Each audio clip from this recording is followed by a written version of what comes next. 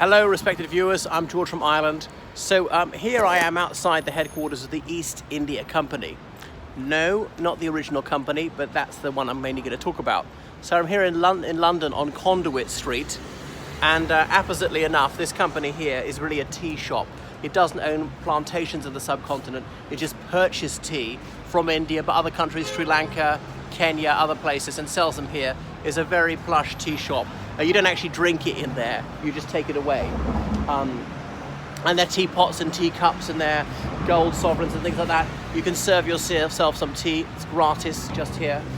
And all sorts of dainties to have with it. So it's really high quality merchandise. And there you can see up there, ECI, East India Company. And inside they've got the coat of arms of the historic East India Company. So let's rewind. It's the last day of the 16th century. It was Christmas Eve 1600, because of course, as you know, centuries actually begin in the year ending 1, not 00. When Queen Elizabeth I, she granted a charter to the Honourable Company trading unto the East Indies. And the East Indies was obviously very vaguely defined back then. It didn't mean just the modern Republic of India. It didn't mean only Bangladesh, Sri Lanka, Pakistan. It was like Malaysia, what we now call Singapore, Indonesia, and so forth. So the very first Briton had been there in the late 16th century, a Catholic missionary at the court of the Mughal emperor. I can't remember which city it was, because of course the Mughals shifted their capital numerous times from Delhi to Fatehpur Sikri and back to Agra, to Lahore, and back to Delhi, and so on. But anyway, from about 1600, there was continuous trade between England and Wales and India. And when I say Britain, of course, in the 16th century, the word Britain was only just being used again, having fallen out of use several centuries earlier. And Great Britain was not united. England and Scotland were two separate and often hostile kingdoms, often in bloody contention over the frontier and various other issues. The very first voyage of the East India Company was to what we now call Indonesia. It was only several years later they went to what we now call India. So the East Indies, as opposed to the West Indies, which is the Caribbean. And they were purchasing things, particularly spices. The Dutch have been sailing to what's now Indonesia, buying things from the Spice Islands and transporting them back, cloves and so forth, where they fetched extraordinary prices. So some London merchants, they founded a joint stock company, and that was what they were mainly dealing in. But later they got into buying tea and all sorts of other things. But trading with China, remember, tea is originally a Chinese thing, and it's actually the British who brought it to India. They transplanted the tea culture. Now, I know tea drinking is the quintessence of Indianness and Britishness, but you have to remember that nobody in these countries drank it at the time. And it's really only from about 1660, when Catherine of Braganza, that Portuguese princess, asked for tea at the court of her husband, King Charles II, that Britain started sipping tea. So it wasn't the first 60 years or so, the East India Company, that tea was a thing, because Charles II had supposedly offered her a mug of beer. In those days, everybody drank beer, small beer, as in beer with a very low alcohol content. So even children were drinking it, because the river water was too foul to drink, and by distilling the water made it a bit cleaner.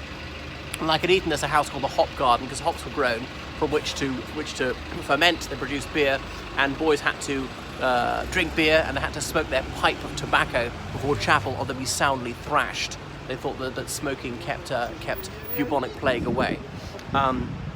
Anyway, Catherine of Braganza's marriage to King Charles II of England was most significant for another reason, because her dowry was Mumbai, or as the Portuguese called it, Bombaia, as in Bombay. So Bombaia meaning good bay in the Portuguese language. So some East India Company sailors, they set sail, obviously by way of Good Hope, and they landed there, and they decided to claim it from the Portuguese. The Portuguese suspected it was some sort of hoax, and it was a couple of years later the orders came to Portugal, no, this is for real. They authenticated it. You actually do hand it over to these English and Welsh merchants, and indeed they did.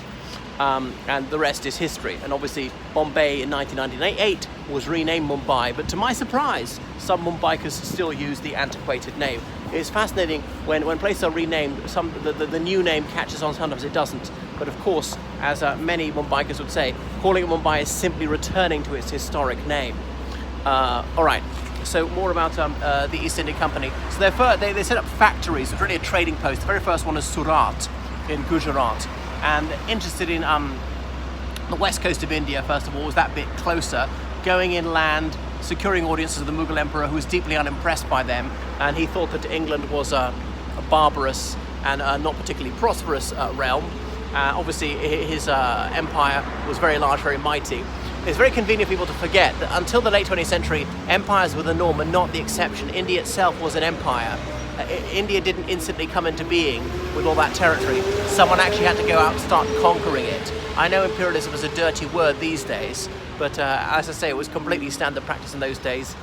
India at one time included much of Afghanistan, and it slightly depends what you mean. I mean, bits of Nepal, obviously Bangladesh, Pakistan, and further afield. I mean, Hinduism was the major religion of Indonesia almost 1,000 years ago. So to some extent, you might say that was part of India too, Greater India.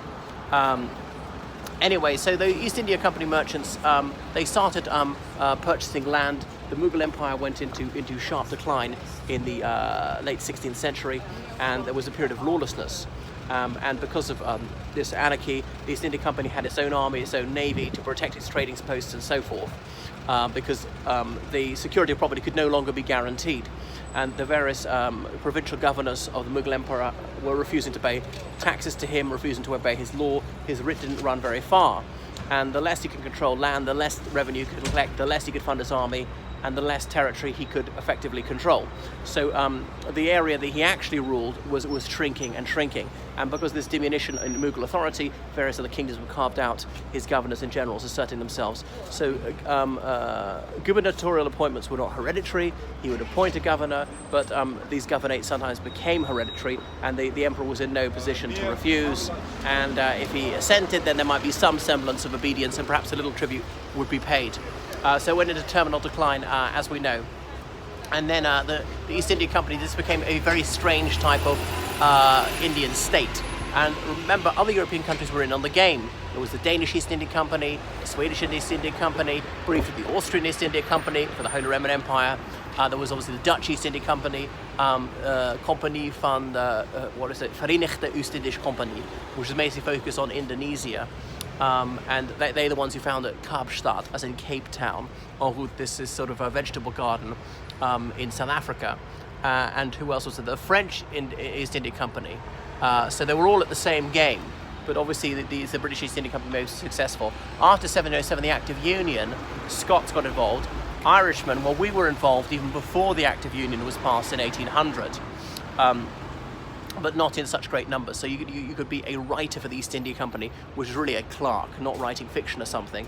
And it was open to everyone in practice, but you had to buy certain equipment that would cost a lot. It took almost a year to sail there. So and then you could start working for them, but trading on your own account. But the death rate was very high from tropical diseases. The rewards were enormous, but so were the risks. And Robert Clive is a case in point.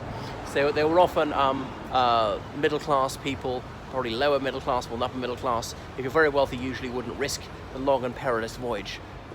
So go sail there for a year, spend some years there, make your fortune, come back minted, and like Robert Clive did, get into politics. But it caused some resentment when they started getting into politics. People called them nabobs, as in a corruption of the Indian word nawab for a Muslim Indian ruler. And indeed, there was a play, I think it's by Sheridan, called The Nabob, which is a send-up of this phenomenon of East India Company people who've made good in the subcontinent, coming back and getting into politics. And this MP sits for the appositely named constituency of Bribham, and so it goes on. So it's a rollicking, good farce about that. So these parvenus were not appreciated. Yeah, counter-jumpers, they encountered a lot of disdain and prejudice from people who were from landed families. Anyway, I won't tell the whole story, but the East India Company, well, obviously 1858 was largely wound up. It carried on really as a tea trading company to the 1870s, and then it was defunct. And 11 years ago, its name was revived by these British Indians here on Conduit Street, but their actual brass plaque for the company headquarters is elsewhere. Well, that's enough for me about the East India Company. Toodaloo.